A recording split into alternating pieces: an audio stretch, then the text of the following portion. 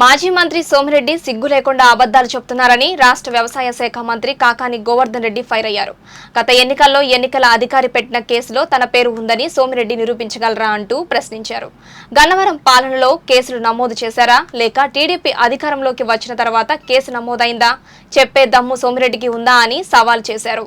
మద్యం దొరికిన rice mill ఓనర్కు నాకు సంబంధం ఉందని నిరూపిస్తావా అని ధ్వజమెత్తారు. నమస్కారం. ప్రత్యేకించి ఎన్నికల వేళ నిన్నటి రోజు సోమిరెడ్డి రకరకాలైనటువంటి వ్యాఖ్యలు చేయడం జరిగింది.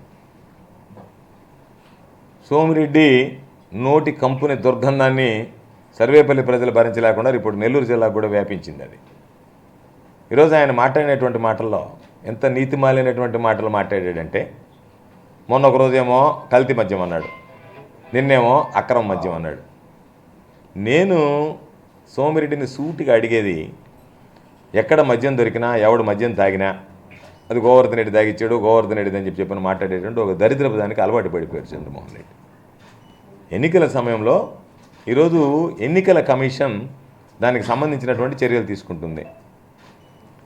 నేనేదో చెప్పాడు, ఎన్నికల కమిషన్ గతంలో కేసుల్లో ముద్దాయిని చేసిందేనని. అసలు నీకు సిగ్గుండి మాట్లాడుతున్నావా, సిగ్గు లేకుండా మాట్లాడుతున్నావా? ఎన్నికల కమిషను నన్ను ముద్దాయిని చేయలే కేసుల్లో.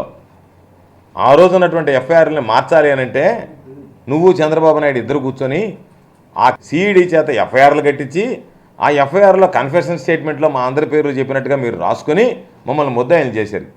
ఎక్కడన్నా నీకు ధైర్యం ఉంటే ఎలక్షన్ కమిషన్ రోజు ఉన్నటువంటి ఎఫ్ఐఆర్లో మా పేర్లు ఉన్నాయేమో చూపించండి. మీ ప్రభుత్వం వచ్చిన తర్వాత మా పేర్లు పెట్టారా?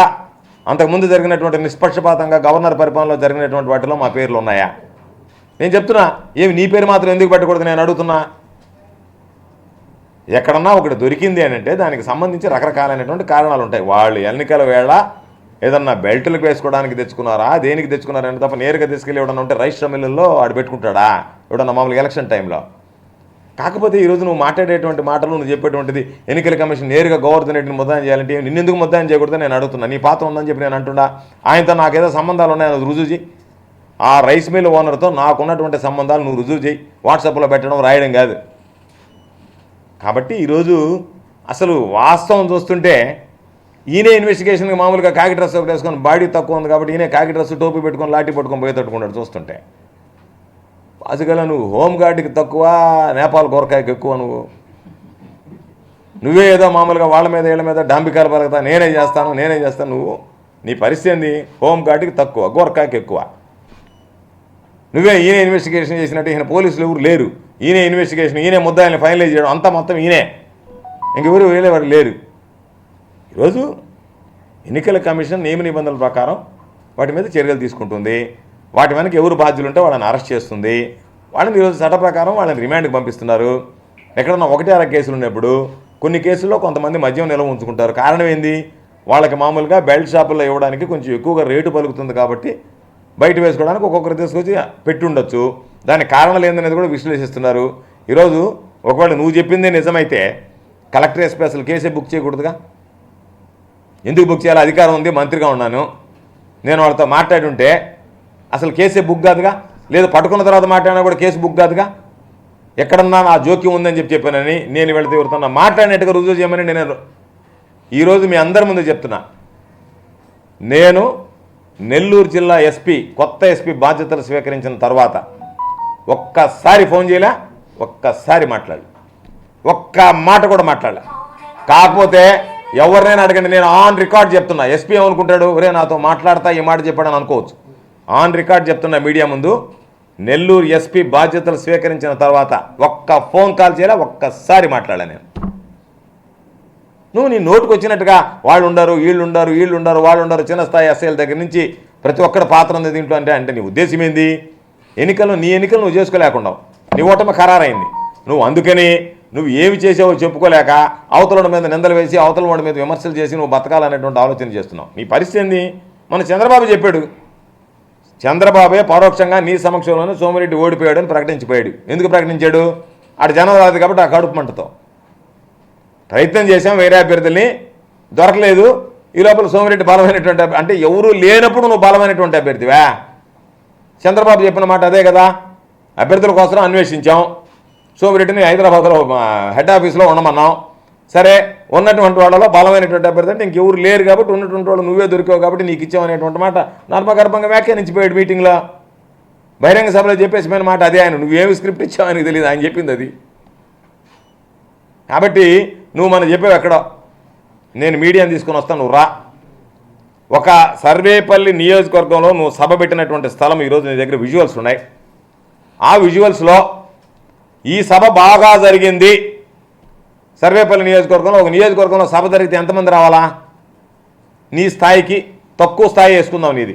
నియోజకవర్గానికి ఒక 5,000 మందిని చంద్రబాబు నాయుడు 15 సంవత్సరాలు ముఖ్యమంత్రిగా ఉన్నాడు తీసుకొచ్చినప్పుడు తీసుకురావాలా పడలేదా? ఈరోజు 29 దాకా సమయం ఉంది, మనం వెళ్ళి కొలద్దాం, ఎంతమంది మనుషులు పడతారో చూద్దాం. నువ్వు అన్నట్టుగా బ్రహ్మాండంగా జరిగిందన్నావు కదా, 5,000 మంది ఆ సభకు వచ్చినట్టుగా రుజువు చేస్తే నేను 29వ తేదీ విత్డ్రా చేసుకుంటున్నాను. నామినేషన్ లోపల విత్డ్రా చేసుకుంటా. నీకు ఓపెన్ ఛాలెంజ్. వెళ్ళి ఆ స్థలం ఎంత ఉందో చూద్దాం, ఎంతమంది నిలబడతారో చూద్దాం. ఓ నియోజకవర్గ స్థాయిలో నువ్వు పెట్టినప్పుడు నేను చెప్పా 1000 మంది కూడా రాలేదని చెప్పా. నువ్వు బ్రహ్మాండంగా జరిగిపోయింది, దాని గురించి ఇంకా తిరుగులేదన్నావు. నీకు వచ్చినటువంటి మంది ఎంతమంది వచ్చారో చూపించు, లేదు 4,000 మందిని చూపించు. పోనీ అదేనా చెయ్యి, 4,000 మంది వచ్చారు నేను రుజువు చేస్తానని చెప్పు. నీ బ్రతుక్కి మనుషులు లేరు. ఒక నియోజకవర్గంలో ఒక చిన్న సమావేశం పెడితే చంద్రబాబు నాయుడు సమావేశం, మామూలుగా మనం సమావేశం పెట్టిన దానికన్నా తక్కువ జనం వచ్చారు నీకు. చంద్రబాబు నాయుడు గంట సేపు వెయిట్ చేశాడు పాపం జనం లేక. ఇవన్నీ వాస్తవాలా కాదా? నీలాగా నీతిమాలినటువంటి వ్యవహారాలు నీతిమాలినటువంటివి చేయము. అందుకే ఈరోజు జనాల్లోకి పోతే జనాలు చెప్తున్నారు నీ గురించి, బుర్రకథలు చెప్పినట్టు చెప్తున్నారు గ్రామాల్లో తమరున్నప్పుడు. ఎందుకంటే శ్రీకృష్ణదేవరాయలు ఉదయగిరి కోటలో ఉండేటప్పుడు ఆయనకి ఎవరన్నా శత్రువులు వస్తారేమోనని కావలి దగ్గర ఆయన రక్షక దళాన్ని ఏర్పాటు చేసుకున్నాడు. అందుకనే దానికి కావలి అనే పేరు వచ్చింది. దాని పాపం ఈ వ్యవసాయ శాఖ మంత్రిగా ఉన్నప్పుడు సోమిరెడ్డి ఎంత ముద్దుగా వాడుకున్నాడంటే, బయట జిల్లాల నుంచి ఎవరన్నా మిల్లర్లు కానీ ఖాళీ బస్తాలు వేసుకొని వస్తే లారీల్లో ట్రాన్స్పోర్ట్ డిపార్ట్మెంట్ని అక్కడ పెట్టి రవాణా శాఖ అధికారులని వాళ్ళకి ఆ కాగితం లేదు, ఈ కాగితం లేదు, ఫిట్నెస్ లేదని చెప్పి ఆ బళ్ళని పక్కన పెట్టించావు. అదుపు తెప్పి ఏదన్నా ఒకటి కానీ వచ్చి లారీలోకి తీసుకువెళ్తే ఆ లారీ ఓవర్ వెయిట్ ఉందని చెప్పి పోలీస్ స్టేషన్లో పెట్టించావు. 50 కోట్ల రూపాయలు స్థానికంగా ఉండేటువంటి రైస్ మిల్లర్ల దగ్గర, ధాన్యం దళాల దగ్గర, వ్యాపారుల దగ్గర తీసుకుని మీరందరూ రింగే దోచుకోండి, బయట నుంచి నేను రాకుండా ఒక్క బండిని కూడా రానికుండా చేస్తానన్నావు. 18,300 పుట్టేదారు ఉంటే నీ బ్రతుక్కి నువ్వు ఆ రోజు ఎంత అమ్మిందనేటువంటి దాని మీద సమాధానం చెప్పు. నువ్వే చెప్తున్నావు 1,000 కోట్ల రూపాయలు నష్టపోయారని చెప్పానని. ఈరోజు నేనున్న వ్యవసాయ శాఖ మంత్రిగా ఎంత అమ్ముతున్నా చెప్పు. నువ్వు వ్యవసాయ శాఖ మంత్రిగా ఉన్నప్పుడు గిట్టుబాటు ధర కన్నా ఎంత తక్కువ అమ్మాయి? నేను వ్యవసాయ శాఖ మంత్రికి ఉన్నప్పుడు గిట్టుబాటు ధర కన్నా ఎక్కువ అమ్మిందా లేదా? వ్యత్యాసమైంది. నువ్వు మిల్లర్ల దగ్గర ముడుపులు తీసుకున్నావు కాబట్టి, మేము మిల్లర్లను దరిచారం లేదు కాబట్టి, అండగా నిలిచాం కాబట్టి నీ బ్రతుకంతా అవినీతితో బ్రతికేటువంటి వాడివి, అవినీతిమయమైనటువంటి వాడివి. నువ్వు ఓడిపోతున్నటువంటి పరిస్థితుల్లో మరలా ఏదో ఒకటి రకరకాలుగా మాట్లాడడం తప్ప ఎక్కడన్నా ఒక్క సబ్జెక్టు ఒక పాయింట్ మీద నువ్వు మాట్లాడగలుగుతున్నావా? లేదు. నువ్వేదో రకరకాల బ్రాండ్లు చెప్తున్నావు, నాకు ముందు దాగే అలవాటు లేదు, నీకు నిద్రలేస్తే ముందు దాగే అలవాటు ఉంది, లేదు నీకు ముందు దాగే అలవాటు ఉందా లేదా అనేటువంటి చెప్పు. ముందు దాగే అలవాటు లేకపోతారా? మన ఇద్దరం బ్లడ్ శాంపిల్స్ ఇద్దాం, తెలిసిపోద్ది కదా. నీకు ముందు దాగే అలవాటు ఉందా లేదా? లేదు అనుకుంటే నువ్వు రా, నేను ఇస్తా, రెడీగా ఉండ బ్లడ్ శాంపిల్ ఇవ్వడానికి. నాకు ముందు దాగే అలవాటు లేదా అని చెప్పడానికి. అందుకని నీకు బ్రాండ్లు తెలుస్తాయి, ఏ బ్రాండు ఏంది అనేది. పోలీసులు కానీ ఎక్కువ బ్రాండ్లు చెప్పాడు ఆయన. ఎక్సైజ్ వాడు చెప్పాలి అన్ని బ్రాండ్లు, ఈయన మాత్రం చెప్తున్నాడు అన్ని రకరకాల బ్రాండ్లు చెప్తున్నాడు. నువ్వు ఆరితేరినటువంటి వాడు, నిష్ణాతుడివి. ఆ చీప్ లెక్కర్తో పాటు నీ బ్రతుకే చీప్ బ్రతుకైపోయా. ఆ చీప్ మాటలు, చీప్ పాలిటిక్స్, చీప్ టాక్టిక్స్ అయిపోయా. ఏదైనా హుందాగా వ్యవహరించడం నేర్చుకో. ఫ్యామిలీ మెంబర్స్ ఏ విధంగా మాట్లాడుతున్నారు? ఎక్కడికైనా మన ఫ్యామిలీకి, మన కుటుంబ సభ్యులకి మనం ఏదన్నా మాట తూలినా కూడా కుటుంబ సభ్యులకి చెప్పాల్సిందంటే హుందాగా వ్యవహరించాలా, సభ్యత సంస్కారం ఉండేటట్టుగా మాట్లాడా. నీ కుటుంబ సభ్యులు ఏ విధంగా మాట్లాడుతున్నారు? ఎంత హీనంగా, ఎంత నీచంగా మాట్లాడుతున్నారు. జనాలు ఎంత చీకొడుతున్నారు వాళ్ళు మాట్లాడేటువంటి మాటలకి. స్థాయి తగ్గటువంటి మాటలు, స్థాయికి తగ్గటువంటి వ్యవహారం ఉండాలి. కానీ ఆ ఫ్రస్ట్రేషన్, మీకు జనాలు రాకపోతే గోవర్ధన్ రెడ్డి ఆపాడా? మీకు ప్రచారానికి మనుషులు రాకపోతే గోవర్ధన్ రెడ్డి ఆపాడా? ప్రచారంలో మిమ్మల్ని ఎవరన్నా ఏమి చేసి మా ఇళ్ళకి వచ్చారని వాళ్ళు అడిగితే గోవర్ధన్ రెడ్డి చేశాడా? లెక్కలు తేలుస్తామని అంటారా?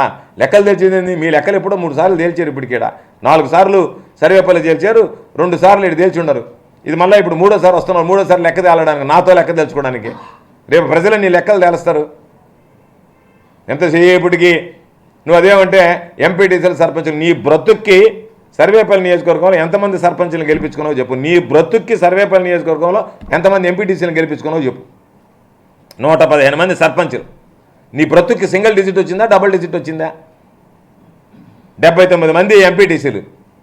వాళ్ళని వేసుకొని తిరుగుతున్నావు. ఈరోజు ఏదన్నా ఒక ఎంపీటీసీ వస్తే ఆ ఎంపీటీసీని వేసుకున్నాను. నువ్వు ప్యాకేజీలతో కొనుక్కో, ఇబ్బంది ఏం లేదు. నీ దగ్గర మామూలుగా గతంలో ధాన్యం డబ్బులు గిన్యం డబ్బులు మిగిలినటువంటి డబ్బులు అన్నీ బ్రహ్మాండంగా ఉండే వాటిని ఖర్చు పెడుతున్నావు, ఇబ్బంది ఏం లేదు. పోయినసారి ఖర్చు పెట్టావు, ఈసారి ఖర్చు పెడుతున్నావు, ఇబ్బంది ఏం లేదు, ఖర్చు పెట్టుకో. కాకపోతే నువ్వు మాట్లాడేటప్పుడు వాడేటువంటి పదజాలం మాట్లాడేటువంటిది ఎక్కడ కూడా లేకుండా నీ ఇష్ట ప్రకారం ఎవరో ఒకరి మీద నిందలేవేద్దామని చెప్పి నీ బ్రతుకే అటువంటి బ్రతుకు, అబద్ధాల బ్రతుకు, ఫేక్ బ్రతుకు. కాబట్టి దీని మీద ఎంక్వైరీ జరగద్ది, మేము విచారణ చేయమన్నాం. నేరుగా ఈరోజు నువ్వు నేరుగా డబ్బులు పంచావు, మాట్లాడలే నేను, సంస్కారం అడ్డం వచ్చింది కాబట్టి. నేరుగా డబ్బులు పంచితే కంప్లైంట్ ఇస్తే కలెక్టర్ ఏమని రాశాడు రిపోర్టు? హ్యుమానిటేరియన్ గ్రౌండ్స్లో డబ్బులు ఇచ్చాడంట అని రాశాడు. తప్పు పట్టలేదే, కలెక్టర్ రాశాడు రిపోర్టు, నా దగ్గర ఉంది.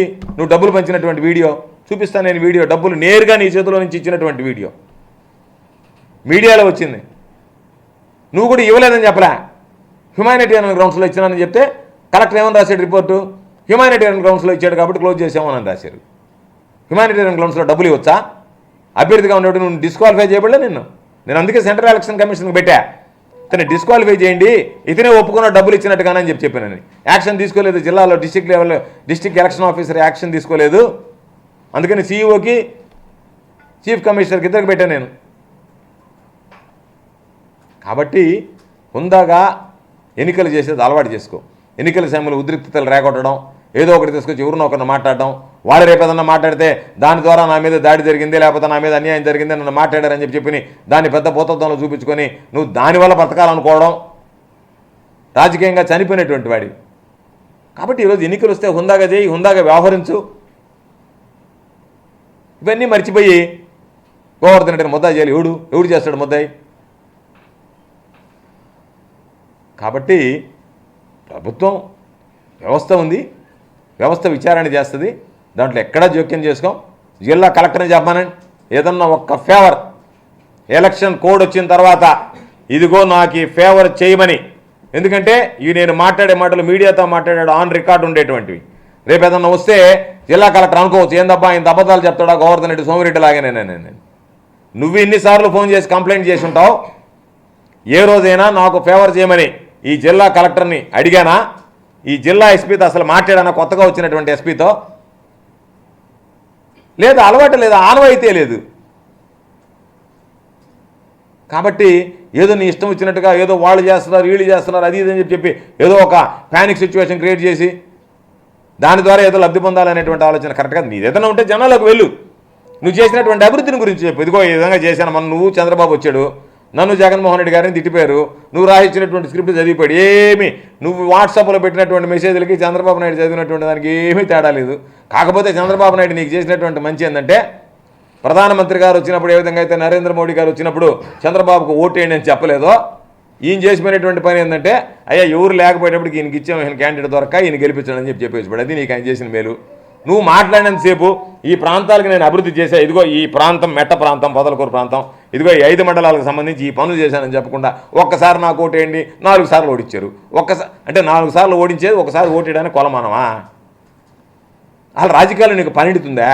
అసలు నేను రాజకీయ నాయకుడు అనేటువంటి వాడు అనుకోవాలనిపించింది నాకు ఆ సమావేశం, ఆ మీటింగ్ చూసిన తర్వాత. 4 సార్లు ఓడిపోయాను కాబట్టి ఒకసారి ఓటేయండి. 4 సార్లు ఓడిపోయినా ఇదిగో నేను ప్రజలకు అండగా ఉండా, ఈ అభివృద్ధి చేసా, ఇదిగో నేను చేసినటువంటి అభివృద్ధి అని చెప్పు. నువ్వు చేసిన అభివృద్ధి ఎందుకు చదువు. గ్రామాలకు పోయినప్పుడు నేను చెప్తున్నా, గ్రామాలు ఎదుగోయా మట్టి రోడ్లు లేకుండా సిమెంట్ రోడ్లు వేసామని చెప్పాం. మొన్న బండేపల్లి కాలువ అని. ఈరోజు నీ బ్రతుక్కి నువ్వు మంత్రిగా ఉన్నప్పుడు ఎన్ని కొట్లాటలు జరిగాయి. ఈరోజు సోమశల రిజర్వాయర్లు నీళ్లు తక్కువ ఉన్నా కనుపూర్ కాలువ ద్వారా నీళ్లు ఇచ్చాం. ఒక్క రైతు రోడ్డు ఎక్కడా ఈ జిల్లాలో? ఎక్కడన్నా చిన్న అలజడి జరిగిందా ఈ జిల్లాలో? ఈ రైతు నా పంట పండలేదు, నీళ్లు ఇవ్వలేదని చెప్పి ఎక్కడన్నా ఎప్పుడన్నా విన్నామా? తక్కువ నీటితో ఇచ్చాం. ఉన్నటువంటి అతి తక్కువ నీటిని ఎంత సమర్థవంతంగా డిస్ట్రిబ్యూట్ చేసామో అంత సమర్థవంతంగా డిస్ట్రిబ్యూట్ చేసాం. నువ్వు ఏదో పెద్ద చీఫ్ ఇంజనీర్ లాగా టీఎంసీలు క్యూసెక్లు లెక్కలు చెప్పిపోవడం కాదు. కాబట్టి ఏదన్నా నీ పరిణితి, నీ పరిస్థితి అర్థమైంది. అందరినీ పురుగొలిపి ఆ ఫ్రస్ట్రేషన్లో నువ్వు మాట్లాడుతున్నావు, నీ కుటుంబ సభ్యులు మాట్లాడుతున్నారు.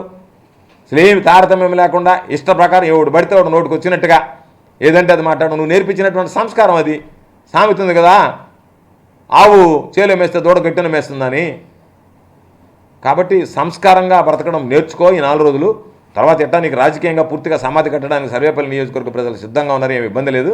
మాట్లాడేటప్పుడు ఎంక్వైరీ చేయమనాలా, ఎంక్వైరీలో ఎవరున్నా బాధ్యులైనటువంటి వ్యక్తులు ఎవరున్నా వాళ్ళ మీద కఠిన చర్యలు తీసుకోమనాలి తప్ప వాడు రైస్ మిల్లు పెట్టాడంటే ఆ రైస్ మిల్ ఓనర్ దీనికి సంబంధం ఉంది, ఆ పేరు చదివితే అసలు ఆ పేరు గెలవాడు, నాతో సంబంధమే ఎప్పుడు నేను అసలు చూసినటువంటి దాఖలాలు కూడా లేవు. కాబట్టి ఏదో మాట్లాడాలా ఏదో చేయాలని చెప్పి ఆడ స్థానికంగా ఉండేటువంటి వైఎస్ఆర్సీపీ నాయకులు ఉంటే వాళ్ళకి లింక్ చేస్తేవి, వాళ్ళ పాత్ర ఉందంటివి. కాబట్టి ఇవన్నీ కొద్దిగా ఆలోచన చేసి మాట్లాడితే బాగుంటుంది తప్ప ఏదో నేను మాట్లాడాలని చెప్పి నేను మాట్లాడడం సరైనటువంటి పద్ధతి కాదు. ఎన్నికలు నీ ఎలక్షన్ నువ్వు చేసుకో, అంతేగాని నీ ఎలక్షన్ మా ఎలక్షన్ నువ్వు ఎందుకు చేస్తావు, ఇది నువ్వు శుభ్రం చేసుకో. మా ఎలక్షన్ కూడా నువ్వే చేస్తున్నావా, మేము చేసేటట్లేదు. ప్రతిదానికి నువ్వే పరిగెత్తి ఏం చేయాలనో మేము ఏం మాట్లాడాలనో మేము ఏం చెప్పాలనో ప్రతి ఒక్కటి తమరే మాట్లాడుతున్నారా. తమరు చూసుకోండి, తమరికి ట్రాక్ రికార్డు పెరగకుండా చూసుకోండి. ఇప్పటికైనా 5 సార్లు వరుసగా ఓడిపోయినాడు, మళ్ళీ 6వసారికి సిద్ధపడ్డావు. ఇబ్బంది లేదు, 7వసారికి కూడా నువ్వే ఉంటావు, దాని గురించి ఏం అనుమానం లేదు. ఎందుకంటే నీకు ఓటమికి అలవాటు పడిపోయినటువంటి వాడివి. కాబట్టి అధికారులు వాళ్ళు చేశారా వీళ్ళు చేశారా అనేది అధికారులు ఎప్పుడు తప్పుపట్టం. అధికారులు కొన్ని చేయొచ్చు, కొన్ని చేయలేకపోవచ్చు. అంత మాత్రాన్ని నువ్వు డబ్బులు పంచినటువంటి మాత్రాన్ని మీ మీద యాక్షన్ తీసుకోలేదు కాబట్టి నేను కలెక్టర్ని విమర్శించాలనా, డిస్ట్రిక్ట్ ఎలక్షన్ ఆఫీసర్ కాబట్టి ఎందుకు యాక్షన్ తీసుకోలేదు నువ్వు అని చెప్పి మాట్లాడాలనా? ఏదో వాళ్ళకు ఉన్నటువంటి పరిమితుల్లో ఎలక్షన్ కమిషన్కి ఉన్నటువంటి నియమ నిబంధనల ప్రకారం ఈరోజు నేను కూడా చెప్తా, నేను కూడా డబ్బులు పంచుతా. హ్యుమానిటేరియన్ గ్రౌండ్స్ అంట, సబబేనా, సమంజసమేనా? హ్యుమానిటేరియన్ గ్రౌండ్స్ అని చెప్పి డబ్బు పంచవచ్చు అని చెప్పి ఎలక్షన్ కమిషన్ రూల్స్లో ఉందా? ఎక్కడ లేదే. అంత మాత్రం మనం ప్రెస్ మీట్లు పెట్టి అధికారులను ఇదిగో నువ్వు విధంగా చేసావు నువ్వు విధంగా చేసావు అని చెప్పి మాట్లాడడం మొదలు పెడితే అధికారులు ఈయన వాళ్ళ పనులు వాళ్ళు చేసుకోలేరు. ఈయన మనకు సమాధానం చెప్పడానికి సరిపోతుంటుంది. కాబట్టి తప్పనిసరిగా కింద స్థాయిలో అధికారులు చర్యలు తీసుకున్నప్పుడు పై స్థాయిలో పెడతాం. నువ్వు ఏదైనా ఉంటే పెట్టి దాని మీద ఏదైనా ఉంటే ఏం జరిగిందనేటువంటి దాని మీద పూర్తి స్థాయి దర్యాప్తు చేయించు, దర్యాప్తు కోరదాం. పోయినసారి అంతా ఈయన మీద కేసులు బుక్ చేశారంటే నీకు బుద్ధి జ్ఞానం ఉన్నటువంటి వాడు నువ్వు మాట్లాడేదన్నా, నువ్వు అదొక్కటి రుజువు చేయి. నీ ప్రభుత్వం రాకముందు మా మీద కేసులు పెట్టారని చెప్పి రుజువు చేయి. నా మీద కావాలి ఎమ్మెల్యే మీద. మీ ప్రభుత్వం వచ్చిన తర్వాత మీరు కేసులు పెట్టించారా లేదా ఒకసారి ఆ ఒక్కదాని మీద నిలబడు. నువ్వు గవర్నర్ పాలనలో కేసు బుక్ అయిందా? నువ్వు వచ్చిన తర్వాత మా మీద కేసులు బుక్ అయిందా? చంద్రబాబు నాయుడు ముఖ్యమంత్రి అయిన తర్వాత ఆ కేసులన్నీ సిఈడికి ఇచ్చి పాత ఎఫ్ఐఆర్లు రద్దు చేయించి మళ్ళీ కొత్త ఎఫ్ఐఆర్లు కట్టించి చేయించావు. మొన్నటిదాకా వాగావు ఆ కంపునోటితో ఏమని కోర్టులో ఫైల్ మాయమయ్యా అని చెప్పి నువ్వే చెప్పావు. మొట్టమొదట నోరు తెరిచింది ఎవరు? సిబిఐ విచారణ జరగాల, వాస్తవాలు వెలుగు చూడాలన్నావు. సిబిఐ విచారణ జరిగింది, అయిపోయింది. గోవర్ధన్ రెడ్డి కథ సిబిఐ విచారణ జరిగింది. మామూలుగా ఆయన పాప నాకు శిక్ష కూడా వేసేసాడు. ఆ రోజు కూడా సుప్రీంకోర్టు పలానా దాంట్లో ఇంత వేసింది, దీంట్లో నుంచి బయటపడి ఈయనే పోలీసు, ఈయనే జడ్జి, ఈయన ఊరులే చీఫ్ జస్టిస్ ఆఫ్ ఇండియాలే, డైరెక్టర్ జనరల్ ఆఫ్ పోలీసులే, ఈయనే మొత్తం శిక్షలు ఖరారు చేసేది ఈయనే, ఎవరిని ముద్దాయిలు ప్రకటించేది ఈయనే. పరిస్థితి చూస్తేమో పాప నేను చెప్పినట్టుగా హోంగార్డుకి తక్కువ, గోర్ఖాకి ఎక్కువ.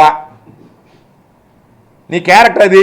నువ్వెందుకు నీ మనిషిని మించి మాట్లాడతావు? నీ మనసుకి నీ వయసుకి నీ గౌరవ ఇచ్చేటప్పుడు నీ స్థాయి నీ శరీరం ఎంత ఉందో సహకరిస్తుందో దాని గురించి మాట్లాడు. ఓ పక్క నేను ప్రెస్ మీట్లు చూస్తే ఆవిడిస్తావు, మాట్లాడలేక గసపడుతుంది. కాబట్టి నేను ప్రభుత్వాన్ని కోరుకునేది వీటి మీద పూర్తిస్థాయి విచారణ జరిపి బాధ్యులైనటువంటి వ్యక్తుల మీద నియమ నిబంధనల ప్రకారం ఉన్నటువంటి దాని మీద ఖచ్చితంగా యాక్షన్ తీసుకోమని కోరుతాం. ఖచ్చితంగా యాక్షన్ తీసుకోవడం జరుగుతుంది. కాబట్టి ఈ లోపల నువ్వు నీ ఎలక్షన్ నువ్వు చేసుకుంటే బాగుంటుంది తప్ప ఊరికి అనవసరమైనటువంటి మాటలు మాట్లాడితే రాంగ్ సిగ్నల్ పోతుంది. కాబట్టి దాని మీద కరెక్ట్ చేయడానికే ఈరోజు ఈ సమావేశం ఏర్పాటు చేయడం జరిగింది. ఇప్పుడు దాకూడదా? ఏదైనా ఒక డంపు దొరికింది, డంపు దొరికితే టీడీపీ వాళ్ళు ఏమో సోమిరెడ్డి మామూలుగా డబ్బులు పంచడా, లిక్కర్ పంచడా మామూలుగా ఆయన ఏమంటే పతివృత్తుడు ఆయన. మాట్లాడేటప్పుడు ఏంటంటే ఎన్నికలు ఏ విధంగా జరిగాయనేటువంటి దాని మీద ఎక్కడన్నా ఒకటి దొరికింది, దాని మీద ఏంది ఎవరు ఏమి యాక్షన్ తీసుకున్నారు ఏమి నేను ఆన్ పేపర్ ఆన్ మీడియా చెప్తుండా. నా ఓడైతే నేనేం చెప్తాను వెంటనే ఇన్వాల్వ్ అయ్యి నా పాత్ర ఉండిందంటే వాళ్ళ పేర్లు పెట్టబాకండి, వీళ్ళ పేర్లు పెట్టబాకండి, వీళ్ళని నియంత్రించండి, వాళ్ళని నియంత్రించండి అని చెప్పాలా? అలవాటు లేదు కదా మాకు.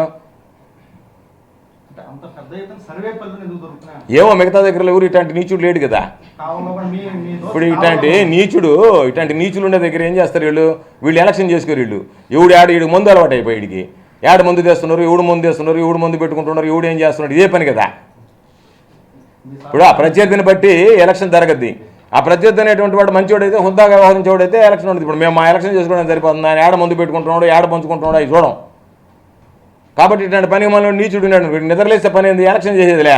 ఎవరు ఎక్కడ తిరుగుతున్నారు, ఎవరు ఎక్కడ పెట్టారు, ఎవరితో మాట్లాడుతున్నారు, ఎవరి దగ్గరికి పోతున్నారు, ఎవరిని తీసుకొస్తున్నారు, ఈ దరిద్రపు అలవాట్లే కదా. ఈ దరిద్రపు అలవాటు ఉండేవాడికి దరిద్ర బుద్ధులు వస్తా కంప్లైంట్లు పెట్టుకుంటూ తిరుగుతూ ఉంటాడు. దీని వేరే పనే ఉంది. ఎలక్షన్లు ఏ విధంగా జరుగుతాయనేటువంటిది అందరికీ తెలీదా? నీకు చేత కాదు ఎలక్షన్ చేసుకోవడము, నువ్వు అందరి మీద కంప్లైంట్ పెట్టుకుంటూ తిరగాలనేటువంటి ఆలోచనలో ఉంటావు.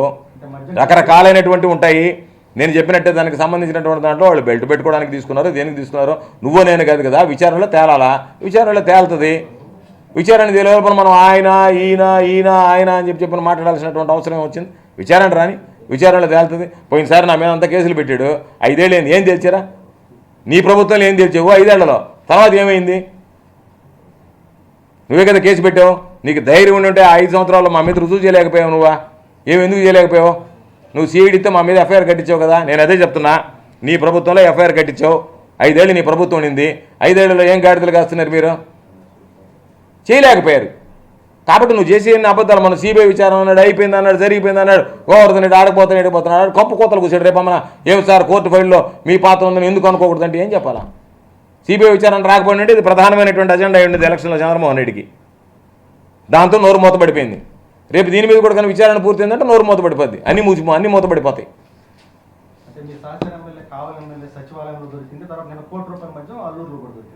అరే ఈ మద్యాలు ఈ డబ్బులు అనేటువంటివి ప్రతి దగ్గర దొరుకుతూ ఉంటాయి బా, కాదని చెప్పడంలే. నేను దొరకలేదని చెప్పలే. సర్వేపల్లిలో దొరికిందా, చిత్తూరులో దొరికిందా, ఇంకో దగ్గర దొరికిందని కదా. నా పాత్ర ఏందనేటువంటిది నిర్దేశించండి అని అంటున్నా. దాని గురించే మాట్లాడుతున్నా నేను. ఎవడో ఒకడు దారి పోయాడు ఆయన కాబట్టి ఈయన నేను అంటున్నా. ఏం నీ పాత్ర ఉందని నేను అంటున్నా ఈరోజు.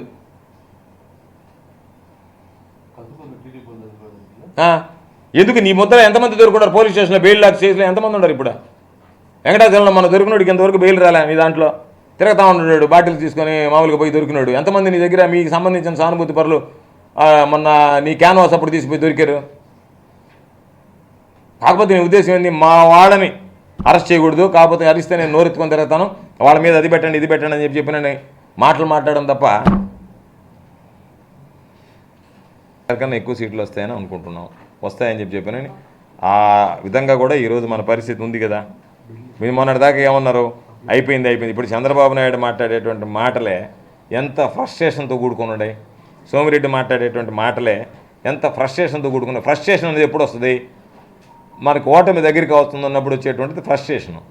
నువ్వు మామూలుగా ఏమీ లేనప్పుడు చేసుకోవాల్సింది ఎన్నికలు చేసుకోవాలి. ఇప్పుడు జగన్మోహన్ రెడ్డి గారు ఎంత హ్యాపీగా ఎలక్షన్ చేస్తున్నాడో ఒకసారి చూడండి. జనాలు జగన్మోహన్ రెడ్డి గారు, నీకు జనాలు రాకపోయా తీసిపోయి ఆ గూడూరులో గంట కూర్చొని పెడితివి, ఆ మర్రిపల్లిలో గంట కూర్చొని పెడితివి, ఆ పాప మా చంద్రబాబు నాయుడిని తీసిపోయి బస్సులో ఒక నియోజకవర్గ స్థాయిలో సమావేశం పెడితే ఆ అభ్యర్థి గెలుపోవటం నిర్దేశించేది ఏంది?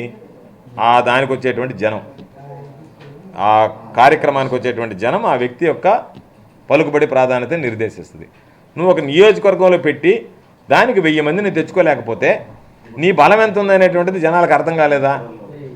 అశేష జనవాహిని తరలొచ్చారంటే అశేష జనవాహిని 1000 మందే చంద్రబాబు నాయుడు మీటింగ్కి, సర్వేపల్లి లెవెల్ కాన్స్టిట్యూన్సీ లెవెల్ మీటింగ్కి. ఇంకా మామూలుగా ఉధృతంగా వచ్చితే ఆకాశం చీలిపడిందంటే 2000 మందే.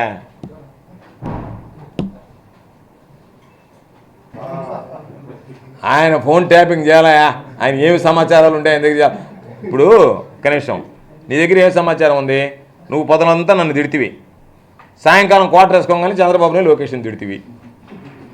ఆయన ఫోన్ ట్యాపింగ్ దేనికి? పొద్దులంతా మామూలుగా మందులో లేనప్పుడేమో నన్ను, అప్పుడప్పుడు జగన్మోహన్ రెడ్డి గారిని తిడితివి. మందు కొట్టిన మైనే నువ్వు తిట్టేది మమ్మల్ని ఇద్దరిని మర్చిపోతువా, వాళ్ళిద్దరిని తిడుతుంటువా, లొకేషన్ ఈయన్నే. అందుకని ఆయన ఫోన్ ట్యాపింగ్ ఏం పడలే, డైరెక్టే రికార్డింగే.